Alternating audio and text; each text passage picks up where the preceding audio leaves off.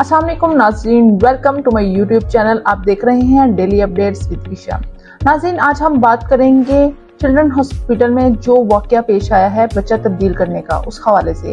لیکن چینل کو سبسکرائب کر دیں تاکہ آپ ہر آنے والی ویڈیو سے بآسانی آگاہ ہو سکیں۔ تو ناظرین، بات کرتے ہیں کہ چلڈرن ہاسپٹل میں بچہ کس طرح سے تبدیل کیا گیا۔ کیا واقعی ہی بچہ تبدیل کیا گیا یا اس کے پیچھے کوئی اور بات ہے؟ تو اب ہم بات کریں گے کہ یہ کون لوگ تھے اور کن کا بچہ تبدیل ہوا۔ ناظرین، یہ ایک نہایت ہی ہائی لائٹڈ کیس تھا کہ لاہور جیسے بڑے شہر میں جو ہے بچہ تبدیل ہو گیا ہے، اور پیرنٹس نے اس پر جو ہے FIR، جیسے ہی ان کو لگا کہ ہمارا بچہ تبدیل ہو گیا ہے، انہوں نے پولیس میں کمپلینٹ کی اور اس پہ FIR درج کروائی گئی، اور یہ انڈر سیکشن 363 کے تحت FIR درج کی گئی، جو کہ آلموسٹ اغوا کا کیس ہوتا ہے۔ تو ناظرین، جیسے ہی مقدمہ درج کیا گیا، چونکہ یہ ایک ہائی لائٹڈ کیس تھا، پولیس نے اس پہ انویسٹیگیشن شروع کر دی۔ سب سے پہلے تو پولیس نے CCTV کیمراز چیک کیے، ہاسپٹل کے CCTV کیمراز چیک کیے گئے، لیکن اس میں چونکہ کچھ بھی نظر نہیں آیا، تو اس کیس کو مزید انویسٹیگیٹ کرتے ہوئے پولیس اس ہاسپٹل پہنچی جہاں اس بچے کی پیدائش ہوئی تھی۔ وہ گجرانوالہ کا ایک نجی ہاسپٹل تھا، بسم اللہ ہاسپٹل کے نام سے یہ ہاسپٹل ہے۔ وہاں پہنچی اور وہاں جا کے پولیس نے ڈاکٹر کے سرجیکل نوٹس چیک کیے۔ ناظرین، سرجیکل نوٹس وہ نوٹس ہوتے ہیں کہ جب بچے کی پیدائش ہوتی ہے تو ڈاکٹر ایک نوٹس بناتا ہے، اس میں بچے کی جینڈر لکھی جاتی ہے۔ تو جب پولیس نے وہ نوٹس چیک کیے تو اس میں بچے کی جو جینڈر تھی وہ بیبی گرل تھی، یعنی کہ لڑکی پیدا ہوئی تھی۔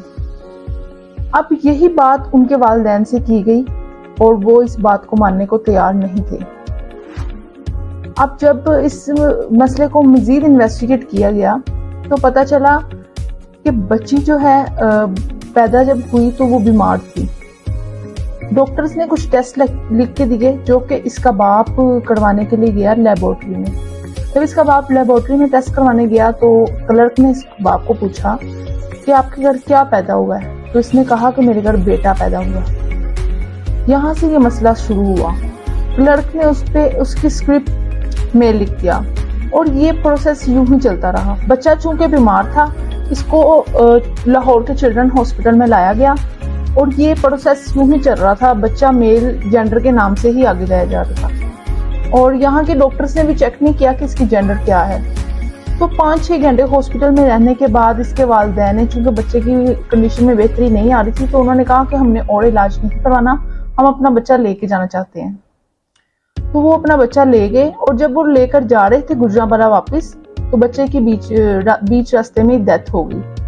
جب گھر اس سے لے کے جایا گیا اور جب اسے غسل دینے لگے تو پتہ چلا کہ یہ تو بیٹا نہیں بلکہ بیٹی ہے، جس پہ اس کے ماں باپ نے اس کو دفن کرنے کی بجائے ہاسپٹل دوبارہ واپس لے آئے اور وہاں پہ آ کے انہوں نے شور ڈالنا شروع کر دیا۔ ناظرین، آپ کو یہ بتاتے چلیں کہ جب اس کی بچی پیدا ہوئی تھی، باقاعدہ ریٹن فارم میں اس نے وہاں پہ یہ لکھا تھا کہ میرے گھر بیٹی پیدا ہوئی ہے، میں نے بیٹی وصول کر لی۔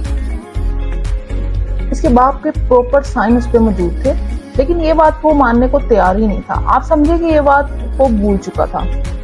اس کا کہنا تھا کہ یہ میری بچی ہے ہی نہیں، میرے گھر تو بیٹا پیدا ہوا تھا، یہ بیٹی آپ نے کیوں مجھے دے دی؟ تو ناظرین، جب اس کے سامنے یہ سب ثبوت رکھے گئے، پھر اس شخص نے مانا کہ ہاں اس سے کہیں نہ کہیں غلطی ہوئی ہے، اور پھر عدالت میں جا کے اس نے عدالت سے جو ہے یہ درخواست کی کہ اس کو اپنی بچی کی تجویز و تفہیم کرنے کے لیے اجازت دے دی جائے۔ تو پھر عدالت نے اسے اجازت دے دی۔